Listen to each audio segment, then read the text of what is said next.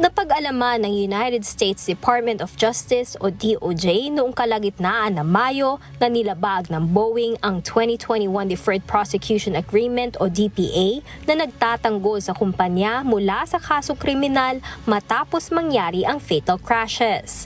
Sumang-ayon ng mga opisyal na hilingin sa isang hukom na ibasura ang paratang ng pakikipagsabuatan sa panluloko sa US Federal Aviation Administration o FAA hanggat sumusunod ang Boeing sa mga tuntunin ng kasunduan sa loob ng 3 taon na natapos noong January 7, 2024. Sa sulat na iniabot ng prosecutor kay Federal District Judge Reed O'Connor, natukoy ng gobyerno na nilabag ng Boeing ang obligasyon nito sa ilalim ng kasunduan noong 2021 sa pamamagitan ng pagkabigong magdisenyo at magpatupad ng mga programa sa pagsunod at ethics program upang maiwasan at matukoy ang mga paglabag sa pandaraya.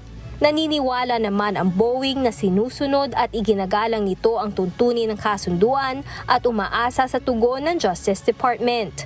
Mayroon lamang ito hanggang June 13 upang balangkasin ang anumang paglabag. Abby Valdez, humahataw sa Balita Ngayon.